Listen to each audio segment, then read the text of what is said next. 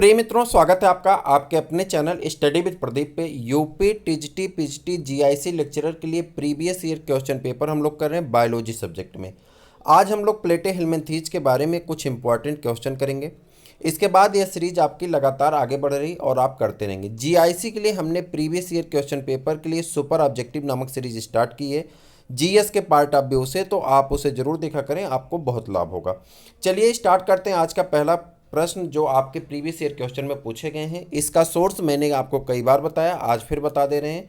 यह आपके youth publication से कराया जा रहा है। इसके बाद हम लोग और भी पब्लिकेशन के जो भी प्रैक्टिस पेपर आ रहे हैं उनको करेंगे और लास्ट में कलेक्शन करेंगे क्वेश्चन का। जो इंपॉर्टेंट क्वेश्चन होंगे लगातार रिपीट होंगे उनको करके जल्दी से याद करेंगे, जिससे हमें लाभ मिलेगा। ठीक है, आप अपने से भी पढ़ सकते हैं, आपकी इच्छा हो तो आप प्रैक्टिस पेपर से पढ़ें। ऐसे कोई दबाव नहीं कि आप मेरे साथ पढ़ेंगे तभी आपका सिलेक्शन होगा, ऐसा कुछ नहीं है। आपको जहाँ से इच्छा हो, जैसी इच्छा हो, बस पढ़िए, मन लगा के पढ़िए, आपका सिलेक्शन पक्का होगा। चलिए स्टार्ट करते हैं। पहला प्रश्न आपका, सिस्टोसोमा को समानतः क्या कहते हैं, या schistosoma is commonly called. Schistosoma is commonly called. देखिए, हम लोग जब बीएससी में पढ़ते हैं, एमएससी में पढ़ते हैं, इंटर में पढ़ते हैं, तो वहाँ क्या होता है कि हमें 10 कैरेक्टरिस्टिक फीचर लिखा दिए जाते हैं। वहाँ पे उस पॉइंट को नहीं लिखाया जाता, या तो हमारे गुरुजी उसको टफ के नाते लिखाना नहीं चाहते, उसे एक्सप्लेन करना पड़ेगा, या तो गुरुजी लोग जब पढ़ाते हैं तो वो सोचते हैं कि चलो जाने दो, बच्चा है अभी समझ नहीं पाएगा तो इसको छोड़ देते हैं। फिर बाद में हम लोग जब टीचर बनते हैं तो हम लोग भी वही करते हैं। ठीक, तो चीज़ें ये हैं कि मेन पॉइंट जहाँ से क्वेश्चन पूछा जाता है वो एक्चुअली में हमारे नोट्स में जल्दी नहीं मिलता, जो हम बीएससी इंटर का नोट्स बनाते हैं। इसलिए मैं आपसे बताऊंगा कि आप प्रैक्टिस पेपर को करेंगे तो आपको ये स्तर पता चलेगा कि मुझे किस पॉइंट पे फोकस करना है, किसे लर्न करना है। समझ पा रहे हैं मेरी बात को आप? चलिए, सिस्टोसोमा आप बताइए समानतः किसे कहते हैं। लीवर फ्लूक को कहते हैं, डार्क टेप वार्म को कहते हैं, कुत्ता फिरता क्रिम कहते हैं। ठीक, उसके बाद ये ब्लड फ्लूक को कहते हैं, या सीप फ्लूक को कहते हैं। किसको कहते हैं आपको बताना है। ये आपके 4 ऑप्शन दिए गए हैं, इनमें से एक ऑप्शन आपका सही, जल्दी से बता दीजिए। सिस्टोसोमा आपके ब्लड फ्लूक को कहा जाता है। किसको कहा जाता है? ब्लड फ्लूक को कहा जाता है।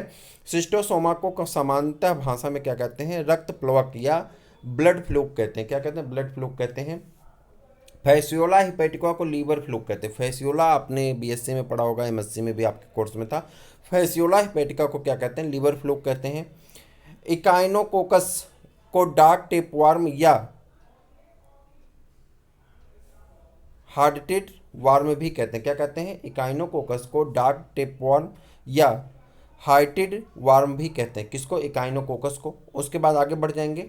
टीनिया सोलियम को पोर्क टेपवार्म या टीस सेजिनेटा को बीफ टेपवार्म भी कहते हैं। दो हैं, टीनिया सोलियम है और टीनिया सेजिनाटा है। टीनिया सोलियम और सेजिनाटा, ये दोनों को हम लोग क्या कहते हैं? टीनिया सोलियम को पोर्क टेपवार्म कहते हैं, जबकि इसको बीफ टेपवार्म कहा जाता है। 5 नाम यहाँ पे हैं। मैं आपको कई बार बताया हूँ कि रिपीटेड और रिलेटेड क्वेश्चन आपके पूछे जाते हैं। ठीक, रिपीटेड क्वेश्चन में हमसे सिर्फ एक प्रश्न पूछा गया कि हम रक्त प्लवक किसे कहते हैं या ब्लड फ्लूक किसे कहते हैं, सिस्टोसोमा को समान भाषा में क्या कहते हैं। हमसे ये सामान्य सा क्वेश्चन पूछा गया। लेकिन जब हम प्रैक्टिस पेपर कर रहे हैं तो उस प्रैक्टिस पेपर में हमको एक ही नहीं बल्कि 5 नाम बताए गए। देखिए, यहाँ पे फिर से एक बार फोकस करेंगे। आप परेशान ना हो, आपको लगता है कि बहुत ज़्यादा टाइम लग रहा है तो ऊपर 3 डॉट यहाँ पे दिखाई पड़ता है। जब वीडियो आप चलाते हैं, वीडियो के ऊपर 3 डॉट दिखाई पड़ते हैं। उस 3 डॉट पे जाइए, नीचे जाएंगे तो आपको 2 चीज़ें मिलती हैं। एक होता है वीडियो के लेवल को बढ़ाने के लिए, तो उसे हाई क्वालिटी पे कर देंगे तो आपको नीचे जो अक्षर हैं स्पष्ट रूप से दिखेंगे। ठीक, क्लियर दिखेंगे, नीट एंड क्लीन दिखेंगे। सेकेंड थिंग्स, आप वहीं पे जाएंगे तो स्पीड को लिए भी है, नॉर्मल से थोड़ा सा बढ़ा देंगे तो आवाज़ तेज़ हो जाएगी। कुछ मित्र पढ़ते हैं साथ साथ में, तो उन्होंने कहा कि आप बहुत जल्दी जल्दी पढ़ के पीडीएफ हटा देते हैं, मुझे दिक्कत होती है, इसलिए मैं आपको यहाँ पर रुका हूँ। आप आराम से पढ़ लीजिए और धीरे धीरे हम लोग आगे बढ़ेंगे। ठीक है, जिसको जल्दी जल्दी करना वो वहाँ पे जा करके आप अपना बढ़ा दीजिए वीडियो। ठीक, चलिए, सिस्टोसोमा को सामान्य भाषा में क्या कहते हैं? रक्त प्लवक कहते हैं, या इसे ब्लड फ्लूक भी कहा जाता है। ये तो हमारा पहला लर्न करना है। सेकंड, फैसियोला हिपैटिका को हमको लर्न करना है, इसे लीवर फ्लूक कहते हैं। ठीक, ये भी आपका हो गया। इकाइनोकोकस को डार्क टेपवार्म कहते हैं, या हार्टेड टेपवार्म कहते हैं, या हार्टेड वार्म कहते हैं। किसको? इकाइनोकोकस को क्या कहते हैं? डार्क टेपवार्म या हार्टेड वार्म भी कहते हैं। क्लियर? उसके बाद अगला है आपका टीनिया सोलियम को पोर्क टेपवार्म। ये याद रखिएगा, टीनिया सोलियम और टीनिया सेजिनेटा ये दो हैं, टीनिया सोलियम को पोर्क टेपवर्म और टीनिया सेजनेटा को क्या कहते हैं, बीफ टेपवर्म कहते हैं। एक कई बार ही पूछा गया क्वेश्चन है टीनिया सोलियम और टीनिया सेजनेटा, आपको कभी कंफ्यूज करता है बहुत ज़्यादा, तो इसलिए इस पे प्रश्न कई बार पूछे गए, 3-4 बार प्रश्न पूछे गए। अभी नीचे मैं इसका पूरा चार्ट दिखाऊंगा जहाँ से आपको क्लियर हो जाएगा। मैं उम्मीद कर रहा हूँ कि जितने भी मित्र पढ़ रहे थे सबका ये पढ़ चुके हैं। अब आगे बढ़ जाएं, चले आगे बढ़ते हैं। Which one of the following show the phenomena of autotomy, ये तो आप जानते होंगे, ऑटोटोमी फेनामिना कौन शो करता है, जल्दी से बता दीजिए। आपके क्लास 10th में दिया गया, यदि आप क्लास 10th में पढ़ाते होंगे तो आपने पढ़ा होगा एनसीईआरटी में भी। आप बताइए which one of the following show the phenomena of autotomy, जल्दी से बता दीजिए, इसका आंसर बताइए। अब हमसे ऑटोटोमिक डिफिनेशन की उम्मीद मत करिएगा, मुझे नहीं आती, ठीक। तो ऑटोटोमी किसे कहते हैं, जल्दी बताइए, कौन ऐसा है जो ऑटोटोमी के फेनामिना को फॉलो करता है, जल्दी से बताइए। चलें आगे, आंसर तो आप देख ही लिए होंगे, तो चलिए आंसर पे आते हैं। एक सेकंड, ये उल्टा क्यों हो रहा, हाँ आंसर क्या है, प्लेनेरिया। आप जब प्लेनेरिया बच्चों को पढ़ाते हैं रिप्रोडक्शन में, या आप क्लास 12th में रिप्रोडक्शन जब पढ़ाएंगे तो वहाँ पे प्लेनेरिया के बारे में आप डिस्कस करते हैं, और आप वहाँ कहते हैं कि हाइड्रा और प्लेनेरिया में एक डिफरेंस है। हाइड्रा में क्या होता है कि हाइड्रा की बॉडी को हम कितनी भी बार पीस करके डाल दें, मशीन में पीस डालें, पाउडर बना डालें, और जब उसको हम स्प्रेड करेंगे तो सभी बॉडी के पार्ट जो हैं वो हाइड्रा को रीजनरेट कर देते हैं, रीजनरेशन कैपेसिटी के ऊपर है, ठीक। लेकिन जब हम प्लेनेरिया की बात करते हैं तो एक स्पेशल साइट होती है जहाँ से हम उसे काटते हैं, स्पेशल साइट से ही वो कटता है और वहाँ से ही रीजनरेट करता है। जैसे आपने हाउस वाल लिजार्ड देखा हो, छिपकली को, छिपकली में आप देखे होंगे कि उसके अगर नेक को काट दिया जाए, यानी गर्दन को काट दें, तो नेक के काटने के बाद वो वहाँ से ग्रो नहीं करेगा। लेकिन जब उसकी टेल गिर जाती है, या टेल काट दीजिए आप पकड़ करके, तो टेल, नई टेल का जनरेशन हो जाता है, रीजनरेशन हो जाता है। आपने देखा होगा, आपके घर में भी होंगी, आपने देखा होगा, या नहीं देखा होगा तो आप बुक में पढ़े तो पक्का होंगे। अगर आप पढ़े होंगे बायोलॉजी तो इस बात को आप तो पक्का पढ़े होंगे, ये मैं गारंटी से कह सकता हूँ। तो प्लेनेरिया के बारे में देखिए, ऑटोटोमी, अब यहाँ आप देखिए सब कुछ दिया गया। ऑटोटोमी प्री में पूछा गया, किसमें, जीआईसी लेक्चरर के, यूपी पीसीएस प्री का मतलब पीसीएस में ये सब प्रश्न नहीं आते हैं, ये कभी आप कंफ्यूज मत होइएगा। यूपी पीसीएस प्री में ये सब प्रश्न नहीं आते। ये कहाँ पे पूछा गया जानते हैं आप, ये जीआईसी एलटी में या जीआईसी लेक्चरर में पूछा गया, ठीक है।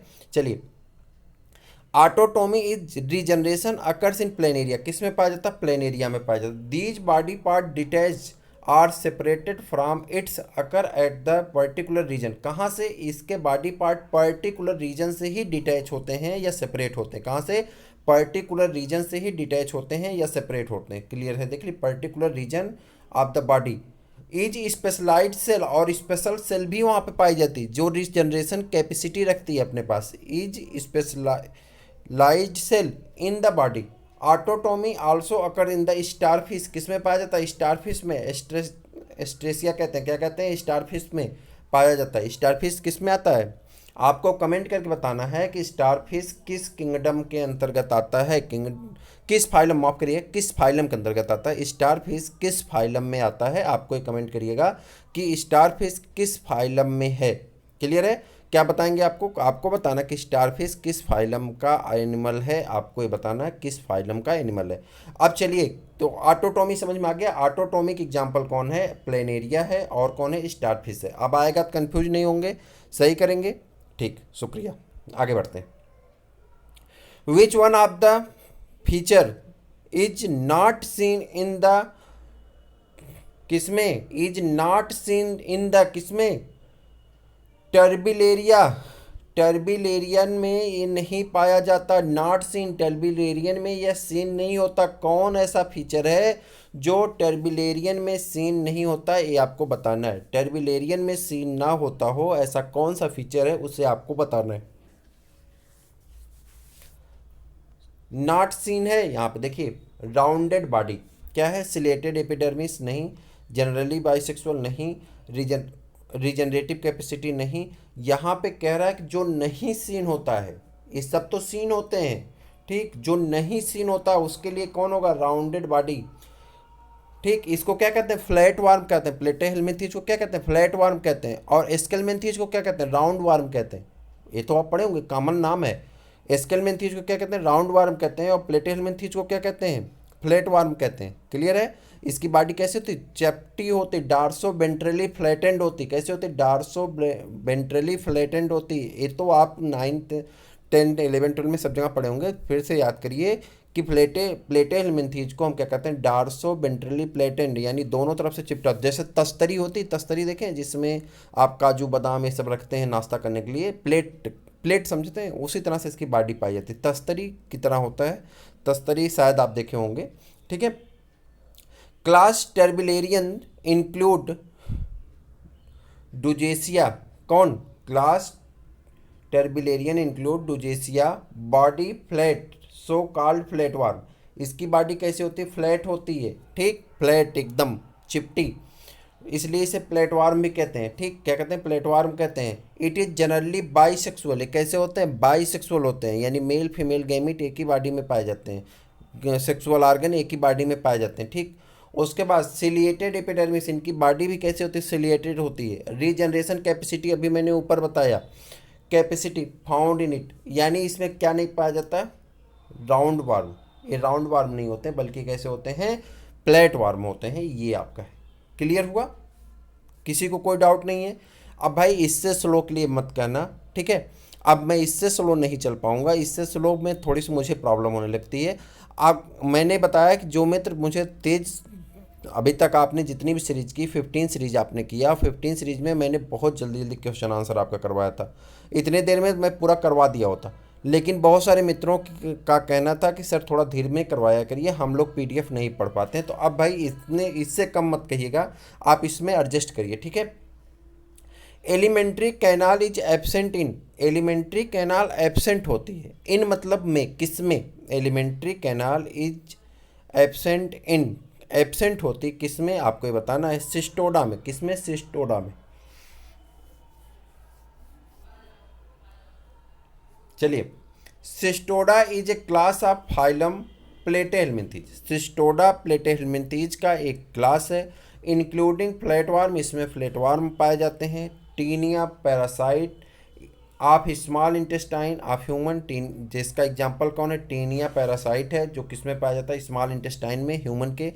The digested food in the small intestine of human is the cheap source of nourishment, कह रहा है यही हमारे बॉडी का सोर्स है किसका, नरिशमेंट का। फॉर द टेपवार्म, टेपवार्म यहाँ से हमारे बॉडी से क्या करता है, भोजन लेता है, इंटेस्टाइन में जाकर बैठता है, वहीं पे आपके भोजन का क्या होता है, एसिमिलेशन होता है। एसिमिलेशन आप जानते होंगे, चलिए फिजियोलॉजी पढ़ेंगे तो बताएंगे, एसिमिलेशन, डाइजेशन, एब्जॉर्प्शन सब आपने पढ़ा होगा।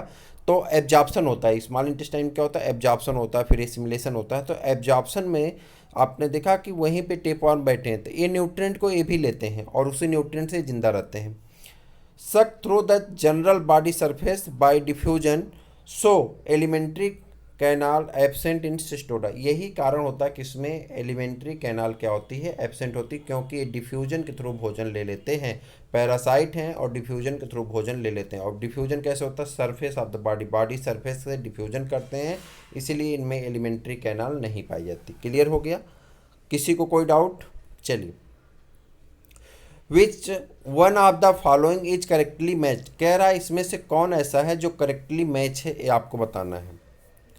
यहाँ पे टीनिया है, ट्रिमेटोडा, इकाइनोकोकस है, ट्यूबुलेरिया, सीजोस्टोमा है, सीजोस्टोसोमा है, ठीक, या स्टोसोमा है, क्या कहते हैं इसको, ट्रिमेटोडा या प्लेनेरिया सिस्टोडा। अब आपको बताना है कौन करेक्टली मैच है, कौन सही से मैच किया है, यही आपको आंसर करना। चलिए बताइए, यहाँ पे आप देख रहे हैं सिस्टोसोमा जो है, ये सिस्टोसोमा आपका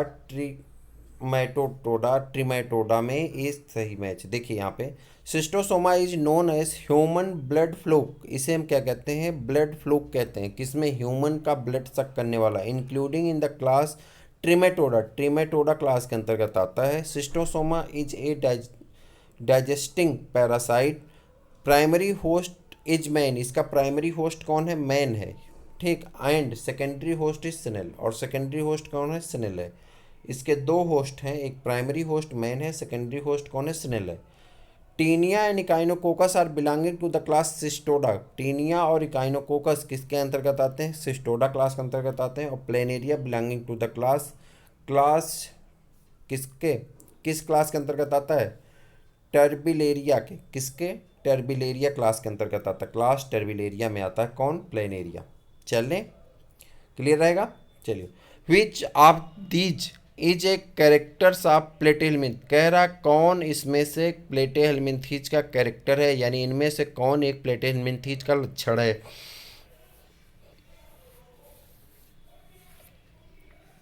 रेडियल सिमेट्री पाई जाती है, ट्रिप्लोब्लास्टिक होते हैं, मेटामेरिक सेगमेंटेशन पाया जाता है, ऑल ऑफ दीज। अब आपको बताना कि इसमें कौन सही है। चलिए, ट्रिप्लोब्लास्टिक प्लेटेहेल्मिन्थीज को देखिए, यहाँ पे क्या है आंसर। ट्रिप्लोब्लास्टिक प्लेटेहेल्मिन्थीज का एक विशेष लक्षण है, अतः इन्हीं में जंतुओं के अंगी अस्तर, आर्गन लेवल तथा द्विपार्श्विक सममित वाले शारीरिक संगठन का प्रारंभ होता है। प्रोस्टोमी जंतु है, परंतु इनमें देह गुहा नहीं होती। इसके स्थान पर ढीला ढाला मेजोडर्म मुंह तक भरा रहता है, जिसे पैरेन्काइमा कहते हैं। ठीक, तो आंसर हमारा कौन सही होगा? ट्रिप्लोब्लास्टिक। क्लियर। चलिए, flame cell are main excretory system. आप कह रहा फ्लेम सेल किस में पाई जाती हैं, यानी फ्लेम सेल की कोशिकाएं किसका उत्सर्जी अंग है, आपको बताना है। 4 ऑप्शन दिए गए हैं। Flame cell are main excretory organ या मेन एक्सक्रीटरी सिस्टम स्ट्रक्चर किसका है, आपको बताना। मुख्य उत्सर्जी संरचना कौन है, तो आपको ये बताना है। तो आप बताइए। यहाँ पे चारों के बारे में यहाँ पे देखिए दिया गया, थोड़ा सा यहाँ पे गलत हो गया पीडीएफ में, तो वो आप ध्यान दीजिए। ए उत्सर्जी अंग को इधर कर दीजिए और फाइलम को इधर कर दीजिए, और एक फाइलम को इधर कर दीजिए। ठीक, आपका सही हो जाएगा। चलिए देखिए, एस्केलमेंथीज की अगर बात करें तो यहाँ पे मुख्य उत्सर्जी अंग कौन है? रेनेट कोशिकाएं हैं। कौन सी? Renette cell. रेनेट सेल किस में पाई जाती है? एस्केलमेंथीज का एक्सक्रीटरी ऑर्गन है। एक्सक्रीटरी ऑर्गन रेनेट सेल का, एस्केलमेंथीज का कौन है? रेनेट सेल है। कौन है? रेनेट सेल है। कौन? Renette cell. क्लियर। नेफ्रीडिया, आप देखिए एनिलीडा एक थोड़ा सा ऊपर हो गया, उल्टा हो गया। एनिलीडा का क्या होगा? नेफ्रीडिया होगा। एनिलीडा का क्या होगा? नेफ्रीडिया होगा। क्लियर है। मोलस्का का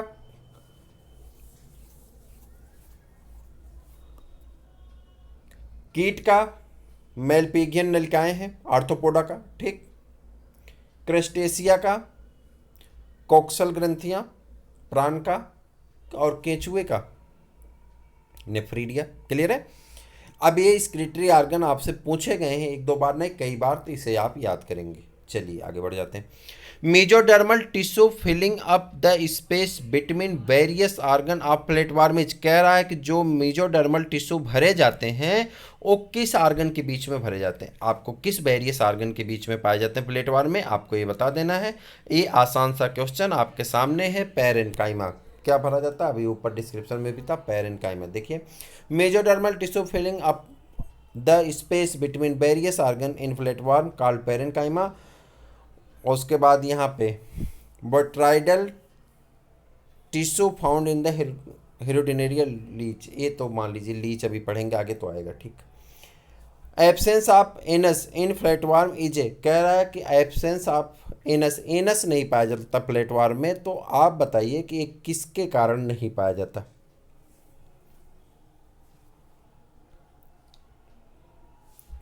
यह एक स्पेशलाइजेशन है इसका, इसके कारण नहीं पाया जाता। Absence of anus in flatworm is क्या है? Is parasitic specialization. किसका? पैरासाइटिक मोड ऑफ स्पेशलाइजेशन है। पैरासाइट होने का यह एक लक्षण है कि पैरासाइट है। ठीक। In flatworm excretory organ through flame cell. Flatworm में एक्सक्रीटरी ऑर्गन कौन है? फ्लेम सेल है।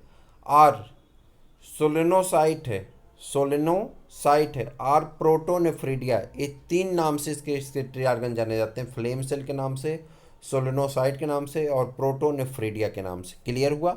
चलिए, the tape warm absorb food through. कह रहा है टेप वार्म भोजन को एब्जॉर्ब करता है कहाँ से, किसके सहायता से एब्जॉर्ब करता है? जल्दी से बताइए। Tapeworm general body surface से। किससे? जनरल सरफेस से। The tapeworm absorb food through the general body surface because alimentary canal is totally absent in the tapeworm. Alimentary canal tapeworm में नहीं पाया जाता। Flame cell are the excretory organ. Flame cell क्या है? Excretory organ. Flame cell तो याद ही कर लीजिए पूरा। A flame cell is a specialized excretory cell found in the simple fresh water invertebrates including flatworm, rotifers and अगला in which parasitic class the snail is definitely one of the intermediate host. कह रहा वह कौन ऐसा parasitic class है जिसमें snail जो है वह क्या है? एक होस्ट है, इंटरमीडिएट होस्ट है। तो कौन सा ऐसा क्लास है इसके बारे में बताना है। तो ये क्लास है ट्रिमेटोडा। कौन सा है? Trematoda. Trematoda is the parasitic class of phylum Platyhelminthes animal commonly called flukes. Flukes are endoparasite suck blood from the host. Example है फैसियोला हिपेटिका, सीजोस्टोमा, सीजोस्टोसोमा। ठीक, Schistosoma, Fasciola and Schistosoma both are degenerating endoparasite. The primary host of fasciola is sheep and secondary host is snail. पहला host कौन है? भेड़ है। दूसरा कौन है? स्नेल, घोगा। The primary host of Schistosoma is man and secondary host is snail. इसका भी वही है। This snail is definitely one of the intermediate host of the class Trematoda. Snail कौन है? इसका एग्जाम्पल कौन हो जाएगा? स्नेल। और आपके एग्जाम्पल यहाँ पे दिया है ट्रिमेटोडा ग्रुप में पाया जाता है। स्नेल पूछ रहा किसका इंटरमीडिएट होस्ट है, तो आप कहेंगे ट्रिमेटोडा का। Which of the following statement is correct about cell gland. कह रहा है सेल ग्लैंड के लिए कौन सा स्टेटमेंट यहाँ पे सही है। तो यहाँ पे जितने भी स्टेटमेंट दिए गए सब सही। A cell gland is also called accessory female gland in Fasciola hepatica. ठीक, सही है। A cell gland is a renal organ and modified क्या है? Coelomoduct Crustacea, coelomoduct Crustacea. और उसके बाद a cell gland is molluscan organ, all of the above. ये सभी के सभी क्या है? सही है। चलिए, flame cell are associated with. Flame cell किससे संबद्ध है या किससे जुड़ा हुआ है? तो फ्लेम सेल किससे जुड़ा हुआ है? स्क्रीटरी ऑर्गन से जुड़ा हुआ है। फ्लेम सेल को हिंदी में ज्वाला कोशिकाएं कहते हैं। ज्वाला कोशिकाएं प्लेटेलमिन्थीज संघ के जंतुओं में पाई जाती हैं। ये उत्सर्जन में से संबंधित है। इनके मध्य में एक बड़ी गुहा पाई जाती तथा इनमें फ्लैजिला होते हैं और फ्लैजिला के कुछ सिरे आपस में मिल जाते हैं तथा इनकी गति ज्वाला के समान प्रतीत होती है, अतः इसे ज्वाला कोशिकाएं कहते हैं। पोषण में इन्हें किसी विशेष प्रकार की कोशिका आवश्यक नहीं है। The reason for the measly pork flesh is, अच्छा कह रहा अभी मैंने ऊपर बताया था पोर्क फ्लेश किसे कहते हैं, आपको बताना जिससे मेसल्स हो जाता है। मेसल्स मतलब मेसली मतलब मेसल से है। मेसल क्या मतलब? खसरा। जिसे खसरा रोग हो जाता है वो कौन सा ऐसा फ्लैश है या मीट है जिसे खाने से खसरा हो जाता है, तो उसके बारे में बताना है। क्यों हो जाता है ये आपको बताना है। जल्दी से बताइए, सुअर के मांस में खसरा रोग क्यों होता है? आपको इसका आंसर देना है। प्रेजेंट ऑफ हेक्साकैंथ के उपस्थित होने के कारण, सिस्टी सर्कस लार्वा के उपस्थित होने के कारण, प्रोटोग्लाइड प्रेजेंस ऑफ प्रोटोग्लाइटिड के कारण, और उसके बाद प्रेजेंस ऑफ सर्सेरिया लार्वा के कारण। तो आप बताएंगे किसके कारण होता है? सिस्टी सर्कस उपस्थित होता है। सुअर के मांस में खसरा रोग के लक्षण सिस्टी सर्कस लार्वा की उपस्थिति के कारण होता है। हेक्साकैन फीता क्रीम का लार्वा है जिसे सुअर फीता क्रीम भी कहते हैं। फीता क्रीम का प्राइमरी होस्ट यानी प्राथमिक होस्ट पोषद मनुष्य तथा द्वितीयक पोषद सुअर होता है, जो अब संलयन की प्रक्रिया द्वारा प्राथमिक पोषद से बाहर निकलते हैं। ये लार्वा रेखित पेशियों में पहुंचने के पश्चात एक गोला पुट्टिका में बदल जाता है जिसे सिस्टी सर्कस लार्वा कहते हैं, और यही ब्लेडर वर्म मनुष्य के लिए संक्रामक होता है। तो आज का प्रैक्टिस पेपर आपको कैसा लगा कमेंट करके बताइएगा। फिर मिलते हैं किसी और वीडियो में, तब तक के लिए इजाज़त दीजिए। जय हिंद।